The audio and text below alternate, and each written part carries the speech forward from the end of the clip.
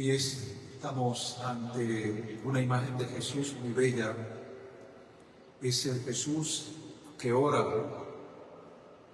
En los evangelios sabemos que nos lo relatan, que Jesús se apartaba muchas veces a orar a solas, pero pocas veces se nos dice cómo oraba Jesús, qué conversación tenía con el Padre. Y en el texto que acabamos de escuchar, se nos permite tener una idea precisamente de esto, cómo oraba Jesús. Primero que vemos es que Jesús reza al modo judío. Sí, rezaba, que algunos le tienen tirria a esa palabra, rezar, ¿verdad? Nos acusan a los católicos. Nosotros rezamos, nos dicen, ustedes rezan y nosotros oramos. Bueno, trate de decirme eso en inglés. Trate de decirme eso en inglés, porque en inglés es la misma palabra, pray. Nuestra lengua en esto es más rica y tiene matices, pero Jesús rezaba como buen judío, rezaba al modo judío. Y aquí lo vemos empezando su oración con una bendición. Baruch atah. Baruch significa bendito seas tú. Baruch atah, bendito seas tú, Señor, Dios del universo. Así es, empieza prácticamente todas las oraciones que rezan los judíos. Y Jesús utiliza en esta oración muy bella esta misma expresión que había aprendido en casa con su madre, la Virgen, con San José, en la sinagoga. Bendito seas, Señor. Y así se dirige al Padre. Bendito seas tú, Padre, Señor del universo. La palabra bendición implica algo profundo. Es una especie de declaración solemne de la bondad de Dios Padre. Por eso nosotros a veces utilizamos la expresión confiteor en latín, que significa yo confieso.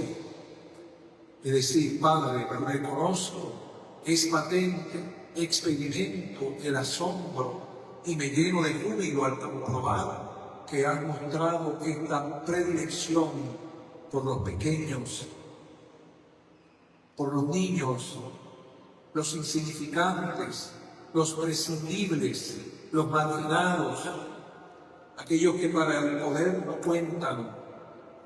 A ellos te has revelado, te has dado a conocer, porque les amas, porque esa es tu voluntad. Si la voluntad significa precisamente ese amor que Dios nos tiene.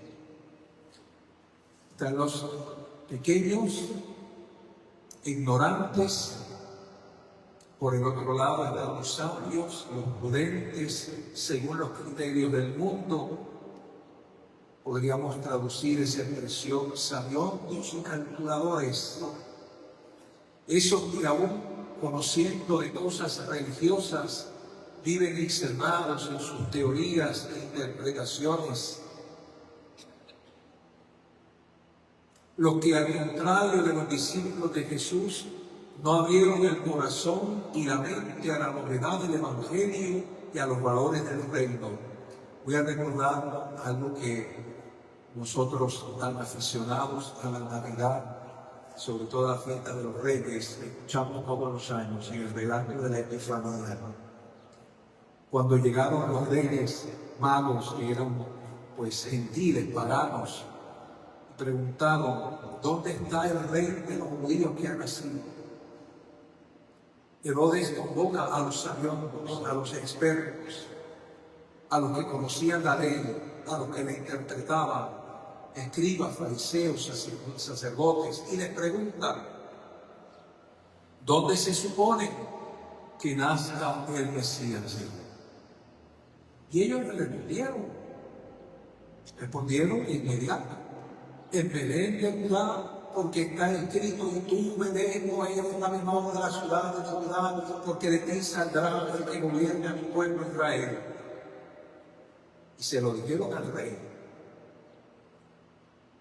Pero ni el rey ni los sabios, los expertos, los que decían que esperaban al Mesías, se pusieron en camino, se quedaron en Jerusalén.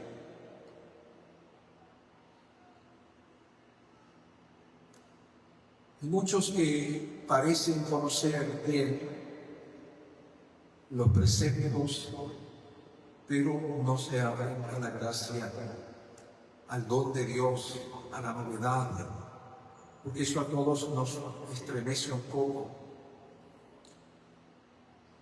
Esos no aceptaron la condición única de Jesús como Hijo de Dios y con sus obsesiones interpretaban a su manera la ley, haciendo cargas pesadas para imponérselas a los demás, mientras ellos se encontraban siempre en subterfugio para librarse.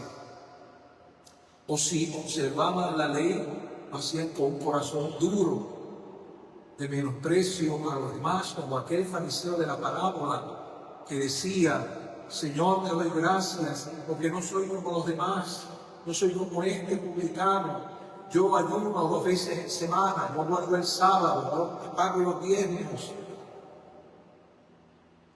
Jesús dijo: el publicano regresó a su casa justificado, es decir, perdonado, y aquel no. Jesús también les dirá en algún momento: hay de ustedes, escribas y fariseos hipócritas, que hagan fardos pesados y los colocan sobre la gente, y después ustedes, como ustedes, lo quieren quitar. Esto no lo hace Jesús, hermanos, para humillar ni para ofender, para llamar a las personas a que busquen en su corazón, para que se conviertan también ellos, para que sepan que Dios les ama.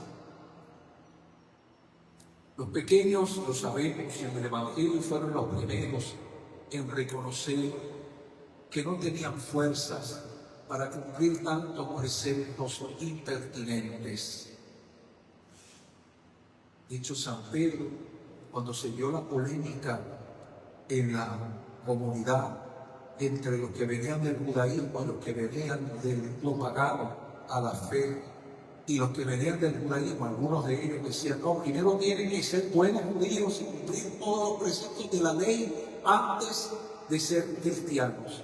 Y Pedro les dice con una sinceridad asombrosa: hermanos, ¿cómo vamos a poner sobre esta gente una carga que ni nosotros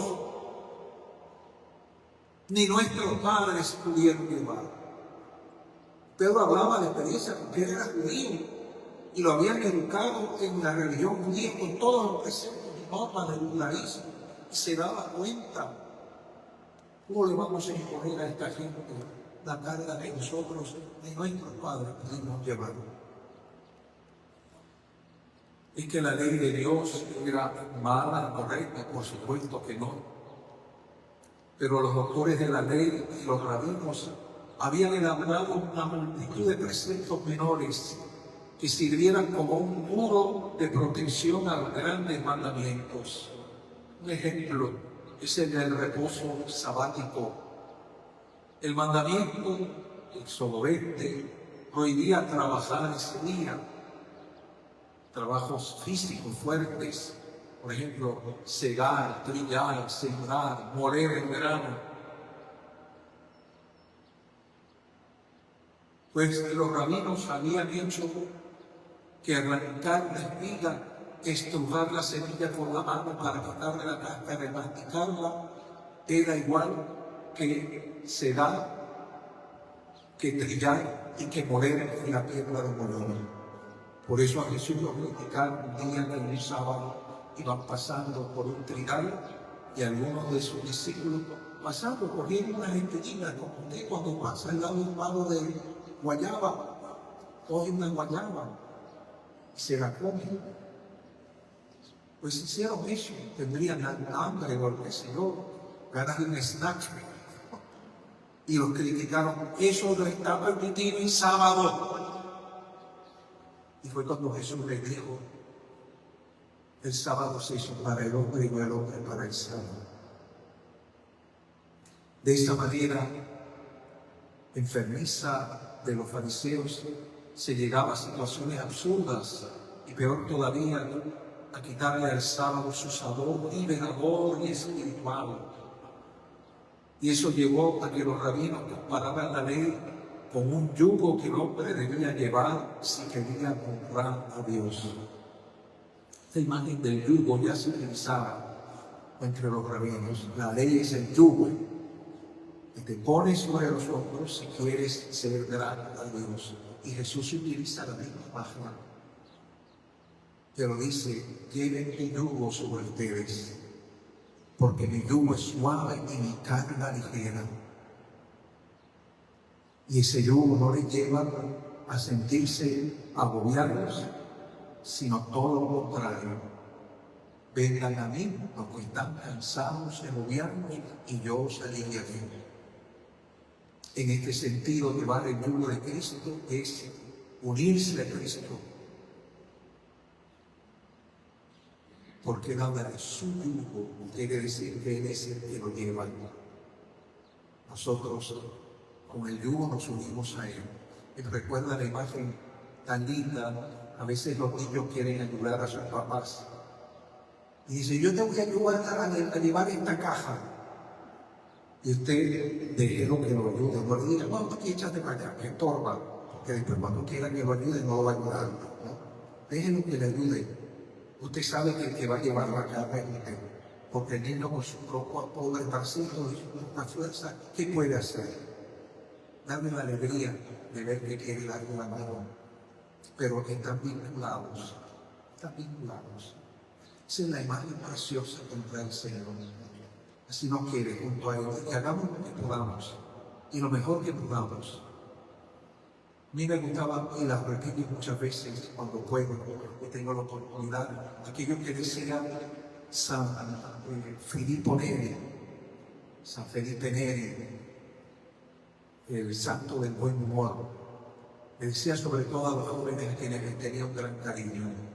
Les decía lo siguiente: sean buenos si pueden. Sean buenos si pueden. Parece como pues, si no pudieran, pero en el fondo hay una llamada al corazón. Porque nos gustan los retos. Y tú le dices: sé bueno si puedes, y Dios me va a tocar la manera de ser bueno. Te doy gracias, Señor, Rey de cielo y tierra, porque has escondido estas cosas a los sabios e entendidos y se las has revelado a la gente pequeña. Por eso el Papa Benedicto XVI decía: Jesús es nuestro sábado. Qué lindo. Jesús es nuestro sábado, nuestro descanso, nuestro reposo, nuestro consuelo y nuestra ayuda, aún en medio de las dificultades que tenemos que vivir continuamente. Esta expresión todavía se repite en la misa, cuando el sacerdote levanta el pan y lo presenta al Padre, y el vino dice: bendito sea Señor Dios del universo. Así empiezan las oraciones de los pueblos. Le damos gracias por el pan, le damos gracias por el vino, pero añadimos: se convertirá en pan de vida y cáliz de salvación. Presentar el pan y el vino sobre el altar es como el niño que coge la caja. Apenas puede nada, pero el Padre hace todo lo demás. Llevamos pan, llevamos vino, y el Padre nos lo devuelve como cuerpo y sangre de su Hijo. Amén.